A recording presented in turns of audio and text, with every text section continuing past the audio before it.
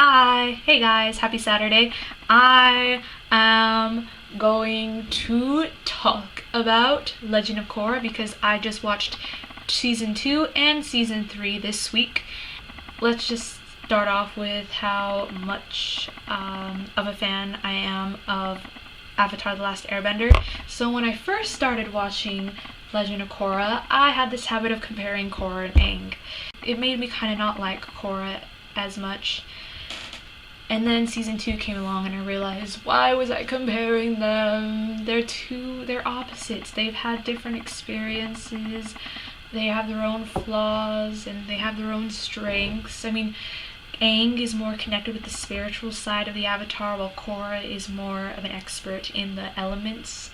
We weren't the only one comparing Korra with Aang. Korra was actually comparing herself with Aang as well, and the other avatars, and she was comparing herself with the expectations from other people and the expectations from herself, and also she didn't really understand the actual good she was doing, and I don't think she recognized it as much as she should. So what this season focused on was Korra finding light inside of herself, to stop dwelling on the past and moving forward, and just basic stuff like that. And even though it sounds basic, it's not really easy because,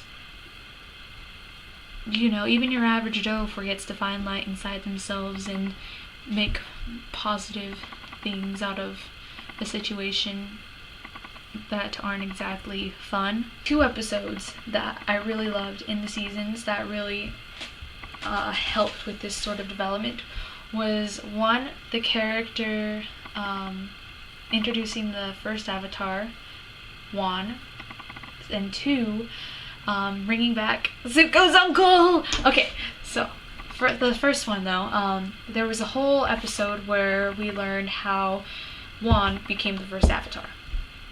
He was not like Aang or Korra, in a matter of fact. He was also his own character with his own flaws and stuff, and he certainly made his deal of mistakes, but he went out to fix them. And with his he felt like he had a really good grasp on his own spirit and who he was, and he also created this bond with the light spirit. I forgot her name, I'm sorry. And that was and so they were able to combine forces and save the world. And I think those combining forces, not just the light spirit but his spirit as well, is what makes the avatar. And that's what Korra was having trouble with. I mean, she could go into her avatar state, but it wasn't as powerful as you would expect it to be. And it's probably because she doesn't realize the good and the strength that she has in her own spirit. Even in book 3, she was I still think she doesn't understand the good that she does.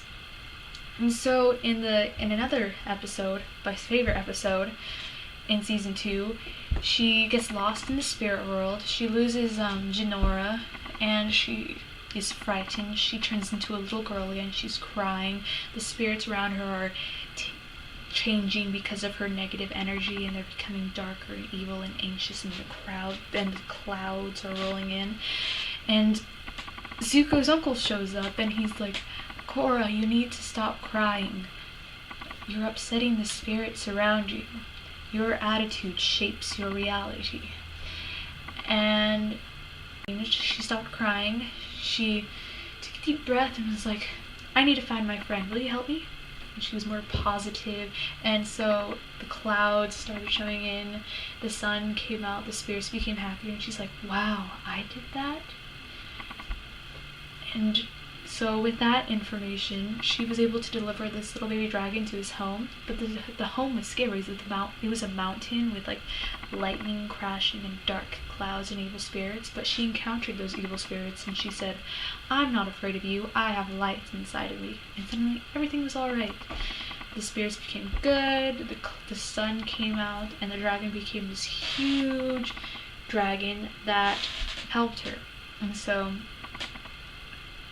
I remember, find light inside yourself and you'll be able to help others and help yourself. And And so when season 3 came along, I still think that Korra is having difficulty finding light inside herself and finding her own strengths and realizing the good she's doing. And she's helping others, but she's forgetting to help herself, and she ends up in a really bad state at the end of the season. It's just those kind of things that make me really appreciate the art that I follow, and the shows that I follow, and the stories that I read, and the actors that I appreciate. Like Vlogbrothers, I really appreciate them reminding people to don't forget to be awesome, and then Tom Hiddleston reminding people to laugh and smile as much as you can, and shows like Avatar, Legend of Korra, and Avatar The Last Airbender reminding people to find light inside themselves. I mean, I think it's an incredible thing, and I could talk so much more about Legend of Korra and like Tenzin's development and Jinora and Mako and how much I ship Mako and Korra still, but I'm really glad that the love triangle thing is like gone, and like the mushy gushy stuff is gone, and it's just everybody's just friends now, and it's great. I also like the Korra and Asami friendship coming along. I'm really excited for book 4 too, because I was kind of disappointed in like how things went in book 3. I mean, a lot of people died. Yeah, things are a mess, and there's still a lot of questions to be answered. So we'll just see, wait and see. So on this note, I will say, see you later, alligators. See you on Miranda Monday, and Ratika, I'm looking forward to Positive Hardcore Thursday. See you then. Don't forget to subscribe.